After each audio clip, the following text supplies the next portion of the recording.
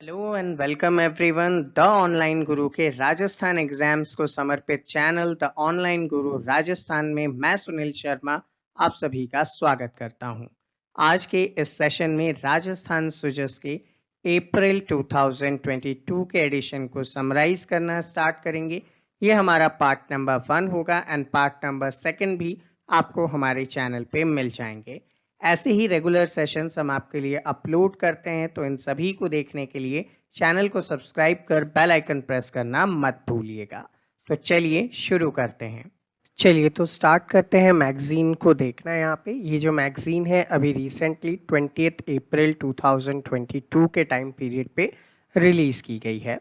और ये जो एडिशन है, जैसा कि आपने कवर पेज इसका देखा है, ये पंचायती राज से रिलेटेड है और मेजॉरिटी वाइज यहाँ पे जो चीज़ें हैं वो पंचायती राज सिस्टम से ही रिलेटेड होने वाली हैं।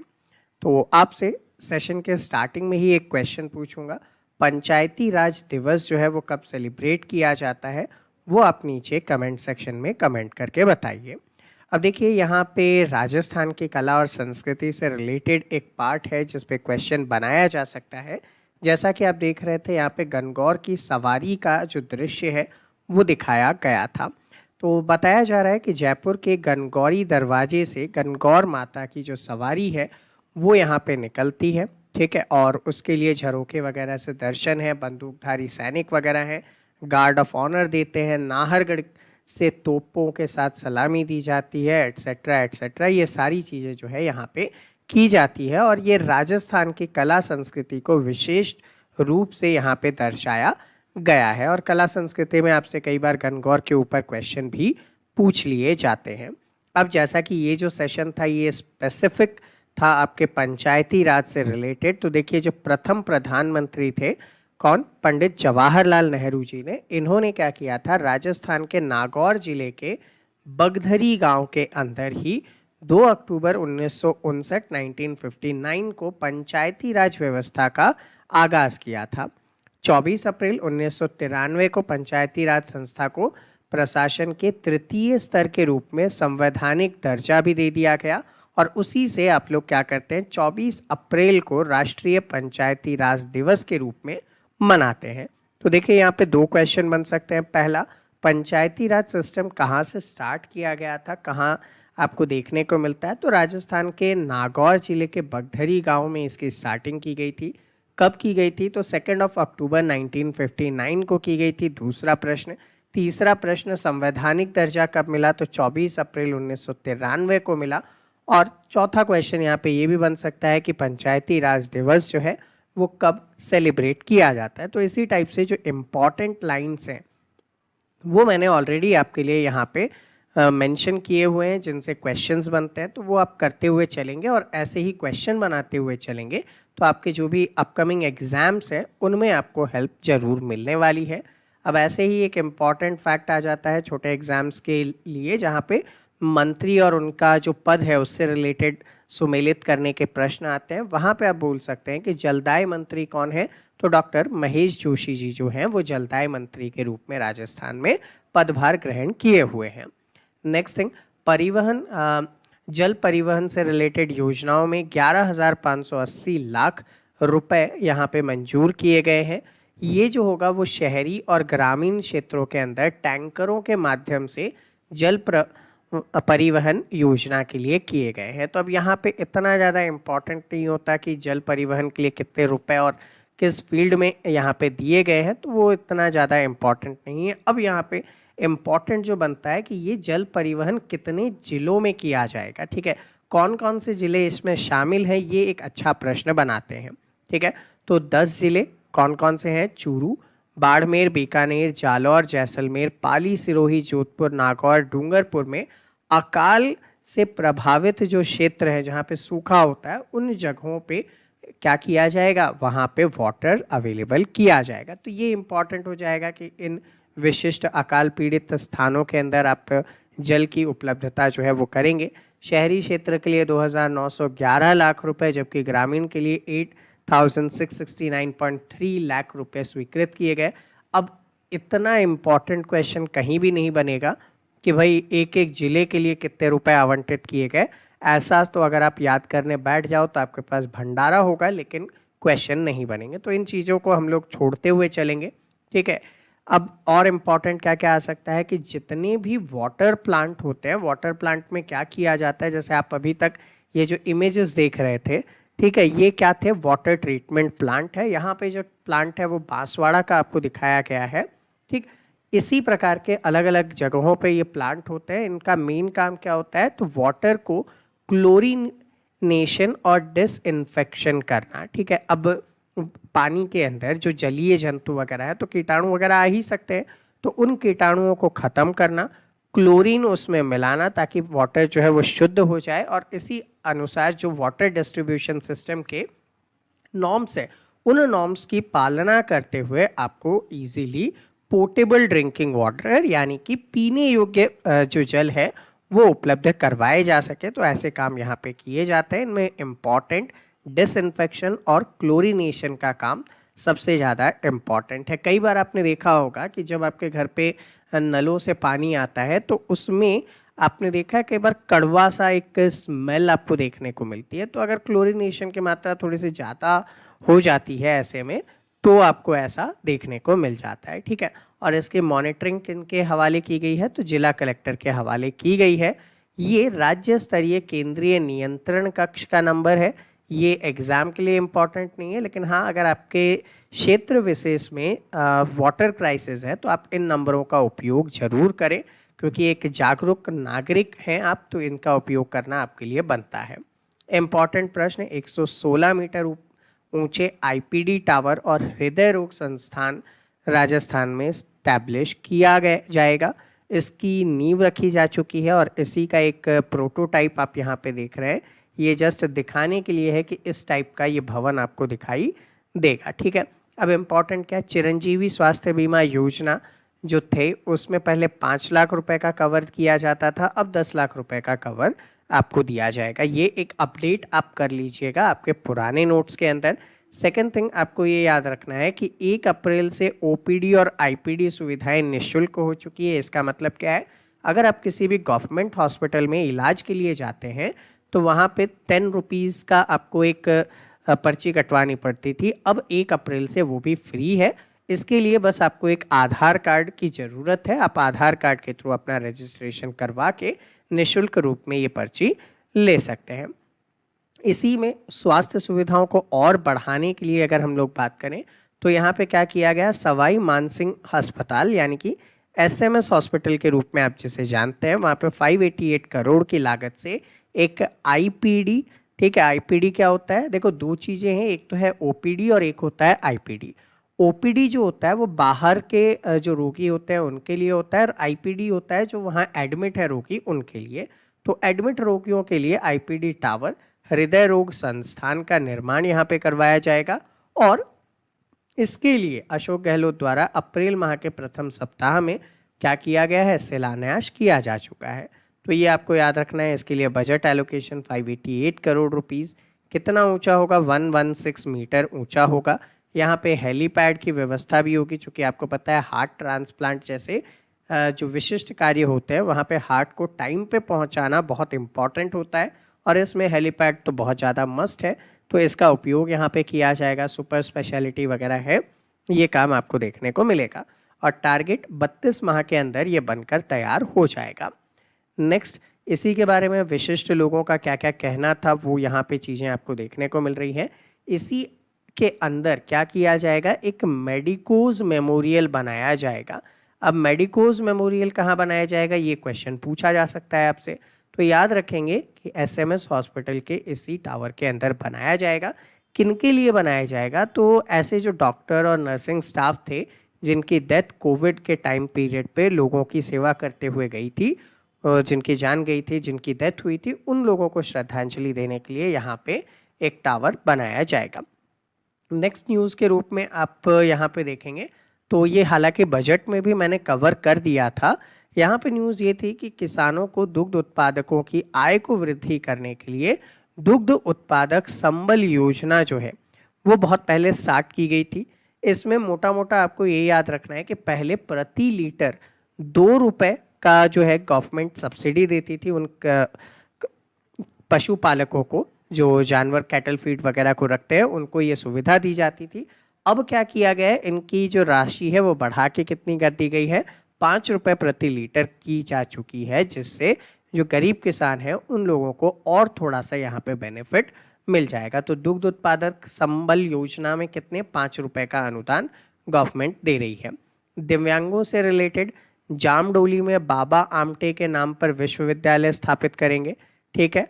और जो पैरालंपिक पदक विजेता खिलाड़ी हैं उनको 25 बीघा भूमि जो है वो निःशुल्क रूप में आवंटित की जाएगी। तो ये इंपॉर्टेंट है, इसमें ये याद रख लेंगे, जामडोली के अंदर बाबा आमटे के नाम पे दिव्यांग विश्वविद्यालय राजस्थान में खोला जाएगा। ये बहुत इम्पॉर्टेंट पहल है जो हर जगह आपको देखने को नहीं मिलती है। राजस्थान पुलिस का स्थापना दिवस, अगर आप रिसेंट में जो कांस्टेबल का एग्ज़ाम आने वाला है उसके लिए अगर आप प्रिपेयर कर रहे हैं तो ये आपको बिल्कुल हेल्प करेगा। तो देखिए, राजस्थान में 16 अप्रैल को राजस्थान पुलिस का स्थापना दिवस मनाया जाता है। क्यों मनाया जाता है कि 16 अप्रैल 1949 को रियासतों के जो पुलिस बल थी उन सभी को मिलाकर राजस्थान पुलिस की स्थापना की गई थी। अब रियासतों की पुलिस का मतलब तो आप जानते हैं, 7 चरणों में राजस्थान का एकीकरण किया गया था। उसी टाइम पीरियड पे अलग अलग रियासतों का जो फोर्स था उनको मिला के इसे गठित किया गया था। कैसे गठित किया गया, तो देखिए 18 मार्च 1948 को अलवर, भरतपुर, धौलपुर, करौली वाला जो मत्स्य संघ है, ठीक है, उसकी शुरुआत की गई थी और फिर धीरे धीरे एक एक स्टेप करके इनको जोड़ते गए थे। आगे इन स्टेप्स की भी चर्चा करेंगे। तो वो यहाँ पे किया गया था और जो तत्कालीन गृह मंत्री थे सरदार वल्लभ भाई पटेल ने ग्रेटर राजस्थान के गठन का स्वागत और उसका उद्घाटन किया था। उसी प्रोसेस के थ्रू 16 अप्रैल 1949 को इन रियासतों के पुलिस बल को मिला के क्या किया गया था, राजस्थान पुलिस का गठन किया गया था। ठीक है, तो ये आपके लिए इम्पॉर्टेंट हो जाएगा। नेक्स्ट इम्पॉर्टेंट क्या हो जाएगा कि जैसे 108 पे एम्बुलेंस है, ठीक है, उसी टाइप पे 100 और 112 पे आप पुलिस मोबाइल यूनिट के साथ कनेक्ट हो सकते हैं। तो जब कभी भी आवश्यकता होती है ऐसी परिस्थिति में तो आप इन नंबरों पे कॉल अवश्य करें और सहायता लेनी चाहिए आप लोगों को। ठीक है, अब रिसेंटली आपने देखा न्यूज़पेपर के अंदर कि एक पुलिस के पर्सन्स थे जिन्होंने आग में से जलते हुए बच्चे को बचाया था। तो करौली का वो इंसिडेंट था और करौली में वो जो कांस्टेबल थे नेत्रेश शर्मा, इन्होंने अपना कर्तव्य निर्वहन किया था बखूबी रूप से और इनकी चर्चा भी हुई थी। लंबे समय तक न्यूज़पेपर में ये बने हुए भी थे कि इनकी बहादुरी वगैरह को दिखाया गया था वहाँ पे। तो उनकी इन्हीं कर्मठता को देखते हुए क्या किया गया है, गवर्नमेंट ने इन्हें हेड कांस्टेबल पर क्या कर दिया गया, पदोन्नत कर दिया गया। कांस्टेबल थे, क्या बना दिए गए, हेड कांस्टेबल यहाँ पे बना दिए गए। ठीक है, गवर्नमेंट ने बहुत अच्छा काम किया। जो भी ऐसे व्यक्ति हैं अपने काम को ईमानदारी से निभा रहे हैं उन सभी के साथ ऐसा जो है गवर्नमेंट को तरक्की देनी चाहिए। ठीक है, वो चीज़ें हो जाएंगी। हालांकि एग्ज़ाम लाइक यहाँ नहीं लगता है कि अभी इनसे कोई क्वेश्चन बनेगा। ठीक है, पुलिस दिवस समारोह पे क्या किया गया, पुलिस का जो खेल बजट था उसे 50 लाख रुपए से बढ़ाकर कितने किए, 2 करोड़ रुपए किए गए। तो पुलिस उत्सवों का आयोजन का फंड 25 लाख से बढ़ाकर 1 करोड़ कर दिया गया। तो पुलिस बल से रिलेटेड जो भी आयोजन किए जाएंगे उनमें अब थोड़े से धन की कमी नहीं रहेगी। पंचायती राज सिस्टम से रिलेटेड अगर बात करें तो गांधी जी का जो ट्रस्टीशिप का प्रिंसिपल है, ठीक है, ट्रस्टीशिप का जो सिद्धांत है उसी को यहाँ पे फलीभूत करने के लिए क्या किया जा रहा है, आपका पंचायती राज सिस्टम उससे रिलेटेड है। तो ऐसे में अगर आप देखेंगे तो पंचायती राज के स्टार्टिंग जवाहरलाल नेहरू जी, ठीक है, वो सारा इवेंट आप लोग ऑलरेडी देख चुके हैं। ठीक है, अब इसी से अगर आगे बढ़ें तो आपको यहाँ पे देखने को मिलेगा कि गांधी जी का कहना था कि प्रत्येक गांव को कैसा होना चाहिए, आत्मनिर्भर और स्वायत्त होना चाहिए। अगर विलेज ऑटोनॉमस हो जाएंगे तो वो अपने सारे काम आसानी से कर लेंगे और डिसेंट्रलाइजेशन का, विकेंद्रीकरण का एक बहुत अच्छा उदाहरण आपको यहाँ पे देखने को मिल जाएगा। ठीक है, तो इसके लिए 73वां संविधान संशोधन बहुत ज़्यादा इम्पॉर्टेंट, आप उठा के देख लीजिएगा जितने एग्जाम्स हैं वहाँ पे पॉलिटी के अंदर बहुत बार ये पूछा गया है। ठीक है, तो 73वां संविधान संशोधन 1993 के अंदर, ठीक है, लागू कब से, 24 अप्रैल 2010 पंचायती राज दिवस हमने मनाना स्टार्ट कर दिया। और ये अपने आप में बहुत इम्पॉर्टेंट फैक्ट है, आप लोगों को हालांकि ये याद भी होगा। अब पंचायती राज के शुभारंभ से रिलेटेड ये वही नागौर का जो इंसिडेंट हमने स्टार्टिंग में चर्चा की थी उसी का एक इमेज यहाँ पे दिखाया गया है आपको, ठीक है। नागौर का है, 2 अक्टूबर 1959 का है, तो वो आप लोगों के लिए इम्पॉर्टेंट हो जाएगा।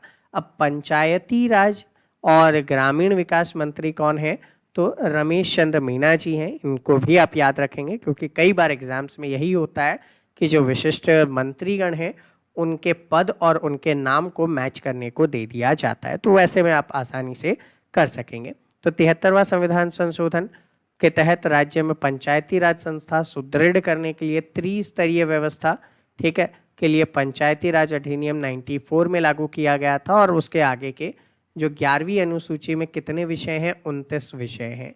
ये थोड़ा सा एक अच्छे लेवल का है कि पंचायती राज अधिनियम में कितनी चीज़ें ऐसी हैं जिनके ऊपर पंचायत खुद से निर्णय ले सकती है, ठीक है, पंचायत खुद से निर्णय ले सकती है। अब इसका मतलब क्या है, सपोज करो कि पंचायत को डिफेंस के मैकेनिज्म चाहिए, ठीक है, बॉर्डर रीजन पे है, तो क्या वो खुद से कर सकेंगे? नहीं कर सकेंगे। वो किसके पास है? सेंट्रल गवर्नमेंट के पास है।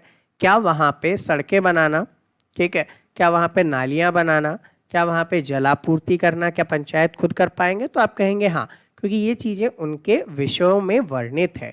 तो टोटल 29 ऐसे विषय हैं जो इनमें दिए गए हैं और इन पे ये लोग फ्री होकर अपने अकॉर्डिंग डिसीजन ले सकते हैं। तो डिसेंट्रलाइजेशन का एक बहुत अच्छा उदाहरण है। ऐसे में ही राजीविका में महिला स्वयं सहायता समूहों को हेल्प किया जाता है। राजीविका क्या है? तो गवर्नमेंट की तरफ से इनके आजीविका को चलाने के लिए जो सेल्फ हेल्प ग्रुप है, ठीक है, SHG, कई बार आपने सुना होगा, सेल्फ हेल्प ग्रुप या स्वयं सहायता समूह, जिसमें बहुत सारी महिलाएं या पुरुष अलग अलग प्रकार से एकत्रित होते हैं और किसी एक काम को करने के लिए आपस में एक दूसरे को हेल्प करने के लिए कोई भी कार्य चलाते हैं। जैसे ऐसे ही सेल्फ हेल्प ग्रुप के रूप में कोऑपरेशन की शुरुआत हुई थी और गुजरात के आनंद में आपने एक एग्जाम्पल देखा था कोऑपरेशन का, जिससे अमूल डेयरी फेडरेशन निकल कर सामने आया, ठीक है। आनंद का जो रीज़न था गुजरात में वो इम्पॉर्टेंट था। तो यहाँ पे ये जो सेल्फ हेल्प ग्रुप है महिलाओं का, इनको रिवीलिंग फंड 15,000 पर ग्रुप, ठीक है, उसके बाद 3 महीने बाद इनको कम्युनिटी इन्वेस्टमेंट 75,000 पर समूह, और उसके 6 महीने बाद गवर्नमेंट इनको लोन भी उपलब्ध करवा देगी, तो आप लोग अपना बिजनेस आसानी से चला सकते हैं। जैसे एक एग्जाम्पल देता हूँ, ये स्वयं सहायता समूह अचार पापड़ का बिजनेस कर सकते हैं, ठीक है। तो वो क्या है, इनके लिए एक दूसरे को मदद करने का एक अच्छा उपलब्ध साधन माना जाएगा। 2021-22 में खास उपलब्धि क्या थी, तो यहाँ पे ये बताया गया, जल शक्ति मंत्रालय भारत सरकार द्वारा तृतीय राष्ट्रीय जल पुरस्कार 2020 किसके प्रधानमंत्री कृषि सिंचाई योजना के अंतर्गत वैज्ञानिक आधार पर जल संग्रहण और मृदा संरक्षण के लिए उत्कृष्ट कार्य करने पे राजस्थान को द्वितीय स्थान पर राष्ट्रीय जल पुरस्कार 2020 से सम्मानित किया गया था। और एक ये वो फैक्ट है जो कई बार आपसे एग्जाम में पूछा भी गया है, तो इस फैक्ट को आप थोड़ा सा याद रखेंगे कि जल संरक्षण के लिए यहाँ पे इम्पॉर्टेंट फैसला था ये। और आगे बढ़ते हैं, कुछ इम्पॉर्टेंट चीज़ें देखते हैं। अब जैसा कि पंचायती राज सिस्टम है, तो पंचायती सिस्टम से रिलेटेड जो एंशियंट टाइम है उनमें इनके लिए कौन कौन से शब्द प्रचलन में आते थे, ये बहुत अच्छे लेवल के क्वेश्चन बनाते हैं। आप फर्स्ट ग्रेड या RAS तक के एग्जाम में इन क्वेश्चंस को देखते हैं। तो एज इट इज़ आपको ये स्टेटमेंट याद रखने हैं, जैसे कि प्राचीन संस्कृत ग्रंथों में पंचायत शब्द का उल्लेख मिलता है आपको, ठीक है, जिसका आशय क्या था, पांच प्रबुद्ध लोग जो हैं उनका एक ग्रुप, और इनसे रिलेटेड पंच परमेश्वर कहा जाता था, ठीक है। ऋग्वेद के अंदर सभा और समिति और विदाथा, ठीक है, कई जगह विदथ भी देखने को मिलता है, गांव की स्वशासन संस्थाओं का उल्लेख है। एक क्वेश्चन तो ये कि भाई ऋग्वेद के अंदर किस नामों से इन्हें पुकारा जाता है, तो सभा, समिति और विदथ के रूप में इन्हें पुकारा जाता है, ये इंपॉर्टेंट हो जाएगा।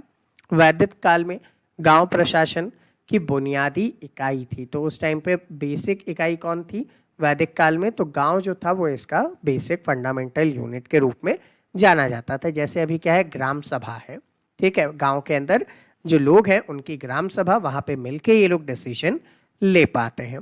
इसमें समिति जो कि वैदिक लोक विधानसभा थी, कुछ मामलों में राजा तक का चुनाव कर सकती थी।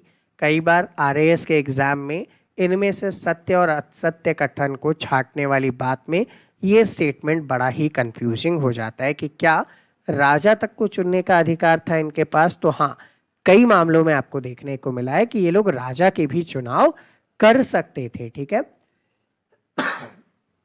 नेक्स्ट अगर यहाँ पे देखा जाए तो रामायण और महाभारत काल के अंदर, ठीक है, रामायण और महाभारत काल में स्थानीय प्रशासन किस नाम से जाने जाते थे? पुर के नाम से। और कौन सा नाम था? जनपद के नाम से जाने जाते थे। दो स्तरों में विभाजित थे। ये लोग अपना वहां पे कार्यक्रम किया करते थे। पंचायत के अधिकारियों को क्या कहते थे? पुरोहित, सभापति और ग्रामीणी और ग्राम योजक, ये सारे कुछ इंपॉर्टेंट पद हैं जो उस टाइम पे हुआ करते थे। जैसे आज आप बोल सकते हैं कि कलेक्टर हो गए, ठीक है, तहसीलदार हो गए, आप ये बोल सकते हैं रेवेन्यू से रिलेटेड पटवारी हो गए। तो ऐसे ही वेरियस जो पोस्ट हैं वो उस टाइम पे हुआ करती थी। सेम एज गांव से जुड़े जो मामले होंगे उनको सुलटाने के लिए मौर्य काल में या चाणक्य द्वारा लिखा गया प्रसिद्ध ग्रंथ कौन सा? अर्थशास्त्र। वहाँ पे स्वशासन की इकाई ग्राम पंचायत और गांव के समूह का उल्लेख यहाँ पे देखने को मिलता है। तो ये कोई नई व्यवस्था नहीं थी जो 93-94 में आपके सामने लेकर आई गई। ये एक एंशिएंट टाइम पीरियड से चली आ रही व्यवस्था थी जिसको आपने अब ऑटोनॉमस प्रदान कर दिया गया था। ठीक है, सल्तनत काल में भी अगर देखें तो प्रशासन की सबसे छोटी इकाई क्या थी? गांव थी। ये जितने भी स्टेटमेंट आप देख रहे हैं ना, इन पे बड़े ही आसानी से क्वेश्चन बन सकते हैं। और ऐसे ही देखिए गांव का प्रबंधन कौन करते थे? लंबरदार, पटवारी, चौकीदार, इन सभी के जिम्मे थी। इनमें से आपने पटवारी का ऑफिशियल पद देखा है जो कि आज भी विलेज डेवलपमेंट से रिलेटेड जो रेवेन्यू वगैरह के कलेक्शन के लिए काम करते हैं। तो ये कुछ कुछ प्रमुख इकाइयाँ थी स्वशासन से रिलेटेड एंशिएंट टाइम पीरियड में।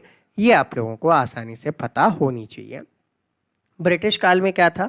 तो ब्रिटिश पार्लियामेंट में 1786 ईस्वी के अंदर जो इसके सदस्य थे लॉर्ड वर्क ने, जो कि उस समय के भारत के गवर्नर जनरल वॉरेन हेस्टिंग के विरुद्ध भारत में गांव की परंपरा एवं मजबूत व्यवस्था को तोड़ने का महाप्रयोग प्रस्ताव ले आए थे। मतलब इनको ये टेंशन था कि भैया ये लोग ऑलरेडी इतने फंक्शनल हैं, ये लोग इतने सुदृढ़ हैं कि जब तक इन्हें तोड़ा नहीं जाएगा आप यहाँ पे अपना खुद का शासन नहीं चला सकते थे। ठीक है, ये इम्पॉर्टेंट हो जाएगा। ऐसे ही गवर्नर जनरल मेटकॉफ ने क्या किया था? गवर्नर जनरल मेटकॉफ ने 1830 में ब्रिटिश पार्लियामेंट की रिपोर्ट भेजी थी और वहाँ पे लिखा था कि भारतीय ग्राम समुदाय छोटे छोटे गणराज्य हैं जो पूरी तरह आत्मनिर्भर हैं और अपने लिए सभी आवश्यक सामग्री की व्यवस्था कर लेते हैं। ठीक है, ये बाहरी दबावों से भी मुक्त हैं। ठीक है, प्रबंधन में कोई भी हस्तक्षेप नहीं हुआ है। ठीक है, तो आप समझ सकते हैं कि ये लोग कितने डरे हुए थे भारत की इन व्यवस्थाओं से। अब इन व्यवस्थाओं को बदलने के लिए बहुत सारी चीज़ें लेकर आए, जैसे बंगाल का चौकीदारी अधिनियम 1870। उस टाइम पे देखेंगे तो बंगाल में पारंपरिक गांव जो थे वो पंचायती प्रणाली की शुरुआत कब? 1870 के टाइम पीरियड पे हुई थी बंगाल चौकीदारी अधिनियम से। इस अधिनियम ने क्या किया? जिला मजिस्ट्रेट को गांव में मनोनीत सदस्यों की पंचायत स्थापित करने के लिए सशक्त किया। किसे पावर मिल गई इस अधिनियम से? जिला मजिस्ट्रेट को ये पावर दे दी गई। ठीक है, उसके बाद देखिए रिपन के टाइम पे रेजोल्यूशन 1882, उस टाइम पे क्या हुआ? 1880 से 84 के मध्य लॉर्ड रिपन का कार्यकाल जो है पंचायती राज का स्वर्णकाल माना जाता है। 1882 में उन्होंने स्थानीय स्वशासन संबंधित प्रस्ताव दिया था, जिस वजह से लॉर्ड रिपन को भारत में स्थानीय स्वशासन का जनक माना जाता है। इम्पॉर्टेंट नहीं, वेरी वेरी इंपॉर्टेंट है। कई एग्जाम में आपने देखा है ये स्टेटमेंट एज इट इज़ आपसे पूछ लिया जाता है, तो ये याद रखेंगे। स्थानीय सरकारों के विकास में 18 मई 1882 एक अहम दिन साबित हुआ, क्योंकि बहुमत से निर्वाचित गैर सरकारी सदस्यों का एक स्थानीय बोर्ड वहाँ पे आया जो अब लोकतंत्र के रूप में काम करने को जाने लगा। तो इसी को क्या कहते हैं? Magna carta. मैग्ना कार्टा का सामान्य रूप से हम लोग अर्थ क्या लेते हैं? महाअधिकार पत्र, जहाँ पे एक बहुत बड़ी राइट आपको अवेलेबल करवा दी गई हो, आपके लिए कुछ बिल्कुल नया इनोवेटिव किया जा सका हो, जिससे आपका लाइफ ही चेंज हो जाएगा बहुत ही अच्छे पॉजिटिव प्रोग्रेसिव वे में, उसे मैग्ना कार्टा कहा जाता था। नेक्स्ट आता है मॉन्टेग्यू चेम्सफोर्ड का 1919 और भारत सरकार 1935 का अधिनियम। तो मॉन्टेग्यू चेम्सफोर्ड 1919 के अनुसार जितनी हो सके स्थानीय निकाय को ज़्यादा से ज़्यादा स्वतंत्रता देने के रिलेटेड यहाँ पे बात की गई। 8 प्रांत ने ग्राम पंचायत एक्ट पारित किया। ये याद रखेंगे कितने प्रांत थे, कब थे? 8 प्रांत थे। इन लोगों ने यहाँ पे क्या किया था? ग्राम पंचायत एक्ट पारित किया था। भारत सरकार अधिनियम ब्रिटिश काल में पंचायतों से रिलेटेड बहुत इंपॉर्टेंट मंच प्रदान किया गया। अब यहाँ पे और आगे निकले तो बलवंत राय मेहता समिति तो मोस्ट इम्पॉर्टेंट है, क्योंकि आफ्टर इंडिपेंडेंस इन्होंने ही क्या किया था? इसका रिव्यू किया था और पंचायती राज और लोकतंत्र के विकेंद्रीकरण में आने वाली समस्याओं पर गौर करने के लिए बनी ये पहली समिति थी। ठीक है, तो लोकतंत्र के विकेंद्रीकरण में जो समस्या आ रही है उसे सॉल्व करने के लिए ये समिति बनी थी और इन्होंने बहुत इम्पॉर्टेंट वर्क किया था। उसी वजह से इन्हें एक कॉन्स्टिट्यूशनल पावर भी मिली थी। नेक्स्ट थिंग, और भी बहुत सारी समिति थी, जैसे अशोक मेहता समिति, पीवी राव समिति, डॉक्टर एल.एम. सिंघवी, लक्ष्मी मनु सिंघवी समिति जो थी, पी.के. थोंगन समिति जो थी, ये सारी समितियां आपके लिए इम्पॉर्टेंट है। संविधान के अनुच्छेद 40 के अंतर्गत ग्राम पंचायतों के गठन और शक्तियां प्रदान करने की बात की गई थी, लेकिन संवैधानिक दर्जा नहीं दिया गया था। तो ये संवैधानिक दर्जा यही बलवंत राय मेहता और बाकी समितियों के सिफारिश पे 73वें संविधान संशोधन द्वारा 24 अप्रैल 1993 के दिन यहाँ पे लागू किया गया और 24 अप्रैल को हम लोग 2010 से पंचायती राज दिवस के रूप में सेलिब्रेट कर रहे हैं। आज़ादी के पहले की अगर बात करें तो राजस्थान में सबसे पहले 1928 में बीकानेर एक ऐसी रियासत थी जहाँ पे ग्राम पंचायत अधिनियम बनाया गया था। ठीक है, और स्वतंत्र भारत में राजस्थान जो है वो पंचायती राज विभाग की स्थापना 1949 में ही कर दी गई थी, अधिनियम के बहुत पहले। ठीक है, तो ये भी आपके लिए इम्पॉर्टेंट हो जाएगा। और जवाहरलाल नेहरू जब राजस्थान में आए वो इंसिडेंट तो हम लोग ऑलरेडी चर्चा कर ही चुके हैं यहाँ पे। ठीक है, फिर जिला परिषद अधिनियम आया, राजस्थान पंचायत समिति अधिनियम आए, ऐसे वेरियस अधिनियम जो है वो राजस्थान ने यहाँ पे पारित किए हुए थे और उनसे रिलेटेड काम किया। 1984 जयपुर में इंदिरा गांधी ग्रामीण विकास एवं पंचायती राज संस्था की स्थापना की गई। इम्पॉर्टेंट है, इन पे क्वेश्चन बनता है, क्योंकि पंचायती राज से रिलेटेड जो एक लीडरशिप और उनको एक्सप्लेन करना और उनको सहायता देने के लिए ये समिति जो है वो बढ़ चढ़ कर काम करती है, तो इम्पॉर्टेंट हो जाएगा। इनमें सुधार के लिए 1988 में हरलाल सह खर्रा की अध्यक्षता में भी एक समिति बनी थी, जिनके अनुशंसा पर जिला ग्रामीण विकास प्राधिकरण का विलय जिला परिषद में कर दिया गया था। ठीक है, और वो भी इम्पॉर्टेंट है। 2011 में गुलाब चंद कटारिया की अध्यक्षता में समिति का गठन किया गया, जिसमें 11वीं अनुसूची में उल्लिखित 29 कार्य पंचायती राज संस्थाओं को देने की अनुशंसा की थी। ठीक है, ये बहुत इंपॉर्टेंट है, कितने कार्य आपको दिए जा रहे हैं उन पे आराम से क्वेश्चन बनेगा। अब पंचायती राज संस्थाओं को और सशक्त करने के लिए क्या क्या किया गया, तो देखिए यहाँ पे राजनेट लेकर आया गया। राजनेट क्या है? ग्रामीण राजस्थान के जीवन को बेहतर बनाने के लिए सूचना प्रौद्योगिकी संचार विभाग की, ठीक है, किसकी स्कीम है? राज्य सरकार के सूचना प्रौद्योगिकी संचार विभाग की स्कीम है।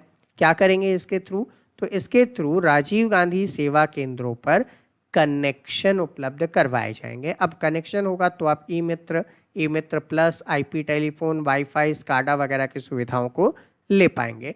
तो क्या है राजनेट? राजस्थान सरकार सूचना प्रौद्योगिकी संचार विभाग का राजनेट परियोजना है।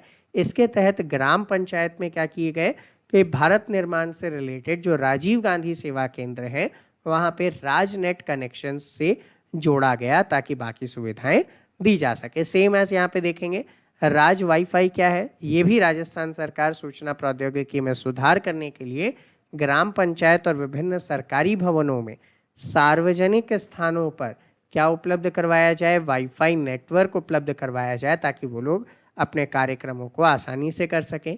ई मित्र तो आप सभी जानते हैं, राजस्थान के अंदर अगर आपको कोई भी काम करना हो तो उससे रिलेटेड जो ऑनलाइन एप्लीकेशन और उनका वेरिफिकेशन डॉक्यूमेंट वगैरह सब इसी के थ्रू होती हैं। ई मित्र प्लस क्या है? तो ई मित्र प्लस एक ऑटोमेटेड मशीन है जिसके थ्रू आप पेमेंट करके खुद बिना किसी ई मित्र शॉप पे किसी व्यक्ति की सहायता लिए खुद ही उस मशीन से सारे काम कर सकते हैं, जैसे पीवीसी कार्ड प्रिंट करना, ठीक है, ई आधार कार्ड हुआ, प्रमाण पत्र वगैरह बनवाने करने, ये सारे काम आप यहाँ पे कर सकते हैं। तो ये पंचायती राज सुविधाओं को और ज़्यादा उत्कृष्ट बनाने के लिए काम कर आए हैं। नेक्स्ट यहाँ पे जो आता है जयपुर जिले का जाहोता और जवानपुरा ग्राम पंचायत, बहुत ज़्यादा अग्रणी देखने को मिले साफ़ सफाई वगैरह को लेकर, तो वो यहाँ पे आपके लिए इम्पॉर्टेंट हो जाएगा। कैसे इम्पॉर्टेंट होगा? तो देखिए जवानपुरा जो है वो राष्ट्रीय स्तर पर हेल्दी विलेज घोषित किया गया, ठीक है, जबकि जाहोता हेरिटेज विलेज के रूप में अपनी पहचान बना रहा है। तो जवानपुरा राष्ट्रीय स्तर पर हेल्दी विलेज और जाहोता हेरिटेज विलेज के रूप में यहाँ पे नेशनल लेवल पे हाईलाइट हुआ है, ठीक है। ये जो जयपुर शहर से करीब 80 किलोमीटर की दूर है, विराटनगर पंचायत समिति के पास, ठीक है। ग्राम पंचायत जवानपुरा में साफ सफाई और कचरा निस्तारण व्यवस्था ये आपको बताई जा रही है। एक्चुअल में मैंने विजिट किया है, दोनों में बहुत ज़्यादा डिफरेंस आपको देखने को मिल जाएगा, ठीक है। नेक्स्ट थिंग यहाँ पे अगर आप लोग देखेंगे तो किसी जगह को ODF प्लस में कैसे शामिल किया जाए, क्योंकि आपने देखा स्वच्छ भारत अभियान के टाइम पीरियड पे ODF यानी कि ओपन डिफेक्शन फ्री घोषित किए जा रहे थे। इसका मतलब जहाँ लोग खुले में शौच के लिए नहीं जाते हैं उन प्लेसेस को ODF में डिक्लेयर किया। तो अब उसी से एक लेवल ऊपर ODF प्लस किसे मिलेगा? तो जहाँ पे खुले में शौच पे पूर्ण पाबंदी है, ठीक है, कम से कम एक सामुदायिक शौचालय है, स्कूल आंगनबाड़ी केंद्र वगैरह पे शौचालय है, ठीक है, बालक बालिकाओं के लिए अलग अलग शौचालय है, ये सारी व्यवस्था वहाँ पे होनी चाहिए, कूड़ेदान का निस्तारण होना चाहिए। अगर ये सारी सुविधाएं हैं तो उन्हें ODF प्लस घोषित किया जाएगा, ठीक है। अब आप देख रहे हैं जहाँ एक कम से कम एक सामुदायिक शौचालय बना देने से वो हिस्सा फ्री हो गया। आप खुद ही अपने आसपास के ऐसे शौचालयों को देख पा रहे होंगे और लिस्टिंग के थ्रू आप बता भी पाएंगे कि भाई वहाँ पे कितना मेंटेनेंस का कार्य है, ठीक है। अब यहाँ पे एक और आता है सेफ विलेज के रूप में, ठीक है। पहला गांव जो सेफ विलेज के रूप में जाना जाएगा ब्यावर उपखंड का ग्राम पंचायत बड़कोचरा, ठीक है, बड़कोचरा। यहाँ पे क्या किया गया? CCTV इंस्टॉल किए गए। तो ऐसा संभवतः पहली पंचायत है जिसमें आप वारदात वगैरह के ऊपर आसानी से निगरानी कर पाएंगे, ठीक है। तो ये एक बहुत ही अच्छी स्कीम है वहाँ के लोगों ने यहाँ पे किया। नेक्स्ट थिंग अगर आप यहाँ पे देखते हैं तो राजस्थान का 73वां स्थापना दिवस और 73वें स्थापना दिवस पे वेरियस कार्यक्रम किए गए थे, उन्हीं कार्यक्रमों की झलक आप यहाँ पे देख पा रहे हैं, एक इमेज में आपको ये दिखाया गया था, ठीक है।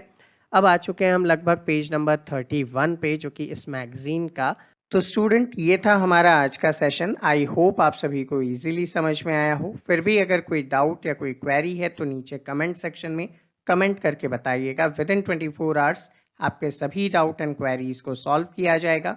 अगर आपके कोई known RIMC, RMS, all India Sainik school entrance exam, Jawahar Navodaya Vidyalaya जैसे एंट्रेंस एग्जाम की प्रिपरेशन करते हैं तो हमारा जो मेन चैनल है द ऑनलाइन गुरु उन्हें हेल्प करेगा। सब्सक्राइब करने के लिए लिंक नीचे डिस्क्रिप्शन में दिया गया है। साथ ही साथ कुछ डेमो सेशंस भी आप हमारे चैनल पे देख सकते हैं और हमारे ऐप का लिंक भी आपको नीचे डिस्क्रिप्शन में दिया गया है। तो मिलते हैं आपसे अगले सेशन में, तब तक के लिए जय हिंद।